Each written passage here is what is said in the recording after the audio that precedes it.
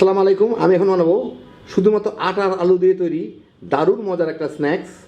খুব সহজে ঘরে থাকা সাধারণ জিনিসপত্রে কম খরচে তৈরি করে বিকালের চায়ের সাথে তামা তামা করে খেয়ে ফেলাইতে পারবেন।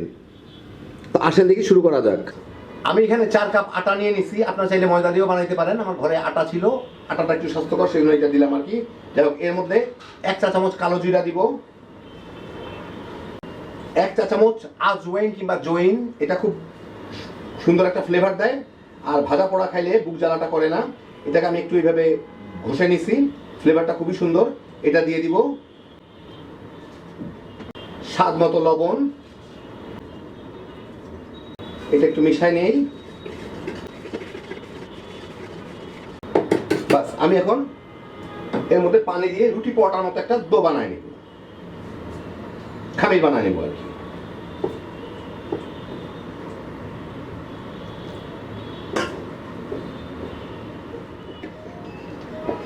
তো ভালো মতো বানিয়ে নিলাম। এখন এইটাকে আমি একটু ঢেকে রেখে দিব 10-12 মিনিট, যাতে ভিতরের জলীয় অংশটা ময়েশ্চারটা ছড়াইতে পারে। এটা একটু নরম হয়ে যাবে। আমি এখানে কিছু আলু ভর্তা করে নিয়েছি। আলু ভর্তা প্রায় হবে যতখানি ময়দা প্রায় ততখানি আর কি, এর থেকে একটু কম হইতে পারে, যার যার রুচি মতো দিবেন। যাই হোক, এর মধ্যে আমি একটু ধনিয়া পাতার কুচি, কাঁচামরিচের কুচি দিব, একটু পেঁয়াজ কুচি, পেঁয়াজ ফালি করা আর কি, স্বাদ মতো লবণ, 1 চা চামচ জিরার গুঁড়া, 1 চা চামচ গরম মশলার গুঁড়া দিয়ে এটাকে ভালো মতো মেখে নিব। মানে একটু মশলাদার আলু ভর্তা করে নেব আর কি। তো ভালো মতো মেখে নিলাম, সুন্দর একটা আলু ভর্তা হইল। এখন আমি সবগুলো বানানো শুরু করব। 10-15 মিনিট পরে আমি এটাকে নিব, এই ময়দাটাকে, আটাটাকে আর কি, যেটাকে আমি করে রাখলাম, একটু ময়ান দিয়ে মিলাই নিই। ভালো মতো একটু ময়ান দিয়ে নিলাম। এখন এটাকে আমি 2টা টুকরা করে নিই। এখন এটাকে আমি বেলে একটু পাতলা রুটির মতো করে নিব। 4 কোণাতে ধরনের করার চেষ্টা করব, তাহলে আমার গোলের বদলে 4 কোণা হইলে আমার সুবিধা হবে, দেখলেই পরে বুঝতে পারবেন আপনারা। আগে আমি এটাকে বেলে নিই। তো আমি বেলে নিলাম। এটা কিন্তু বিরাট সাইজ একটা, একটু 4 কোণা টাইপের রুটি করছি, হয়তো ফ্রেমে আটতেছে না, পাতলা 4 কোণা টাইপের রুটি করছি। যাই হোক, এখন এর মধ্যে আমি এই যে আলু ভর্তাটা করে রাখলাম, এর অর্ধেকটা দিব,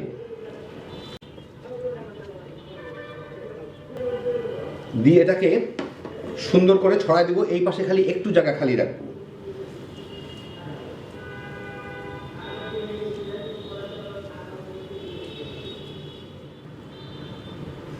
তো আমি সুন্দর করে মেখে নিলাম।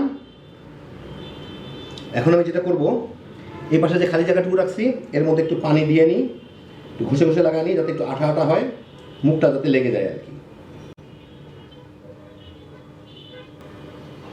হইল মোটামুটি। এখন আমি এটাকে পেঁচায় ফেলবো, রোল করে নেব এই যে এইভাবে।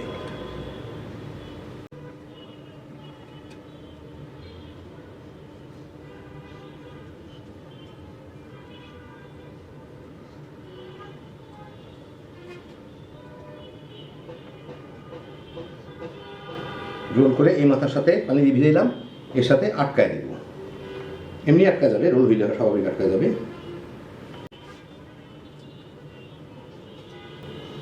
ছিটাই নেই।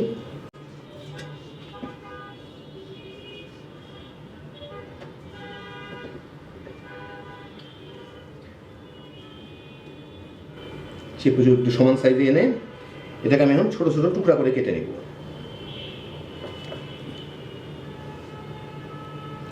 পাতলা পাতলা করে, মানে যেরকম সাইজ আমি চাই।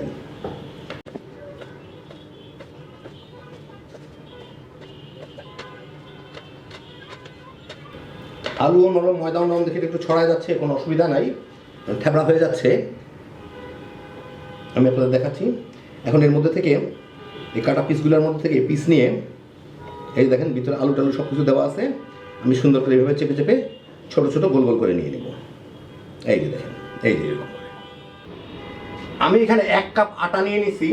এর সাথে আমি প্রায় 1.5-2 টেবিল চামচের মতো কর্নফ্লাওয়ার দিব, না থাকলে চালের গুঁড়া দিয়ে দিতে পারেন।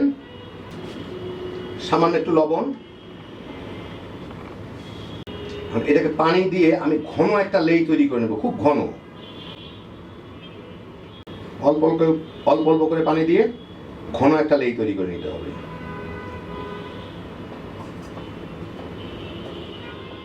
আমি একটা ঘন লেই তৈরি করে নিলাম। খেয়াল রাখতে হবে খুব বেশি দানা যাতে না থাকে, 2-4টা ছোট করে থাকলে ক্ষতি নাই। দেখেন এটা এতখানি ঘন, এই যে চামচের গায়ে যাতে এইভাবে লেগে থাকে। এমনি অন্য চামচ দিয়ে দেখাই, চামচে লাগাইলে যাতে একটু ভালো মতো উপরে লেগে থাকে আর কি, দানি না যাতে না হয়, মানে যাতে পানির মতো না হয় আর কি। তো এখন আমি এইগুলা যে বানায় রাখলাম, এইগুলার থেকে নিয়ে সাবধানে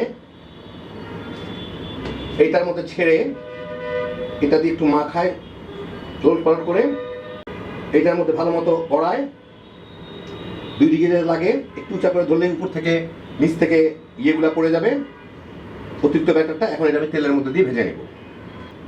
আমি একটা ফ্রাই প্যানে তেল গরম করছি। এটা কিন্তু একদম ডুবা তেলে ভাজা হবে না, মাঝামাঝি তেলে আর কি, আবার ডুবেও যেতে পারে সবগুলা ছাড়ার পরে। যাই হোক, এর মধ্যে আমি এখন এগুলাকে নিয়ে ওর মধ্যে ছেড়ে দিব।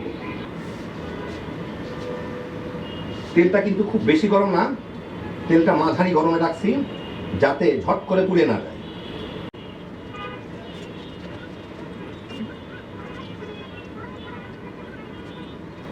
ছাড়ার সময় একটু তেলা বেঁকা হয়ে গেলেও কোনো ক্ষতি নাই। যখন আমি ছেড়ে দিব তারপরে এটাকে মানে ছাড়ার সময় একটু 19-20 মানে একটু চেপে চেপে ঠিক করে দিলেই হয়ে গেল। মিনিট 4-5 ভেজে এটা কিন্তু একটু মচমচে হয়, সেজন্য একটু সময় নিয়ে ভাজতে হবে। ভিতরের আটাগুলা যাতে ভালো মতো সিদ্ধ হয় আর কি, উপরটা ভালো মচমচে হয়। বাইরে থেকে দেখা যাচ্ছে বাদামি বাদামি হয়ে গেছে। এখন আমি এগুলোকে উল্টায় দিব। উল্টায় সবগুলাকে আমি এই দিকটাও একটু বাদামি করে ভেজে নিই।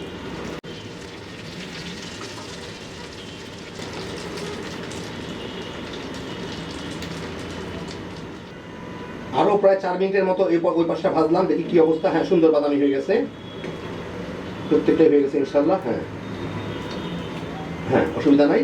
এখন আমি এগুলাকে তেল থেকে তুলে ফেলব। হ্যাঁ, একটা টিস্যুর উপরে নিয়ে নিব।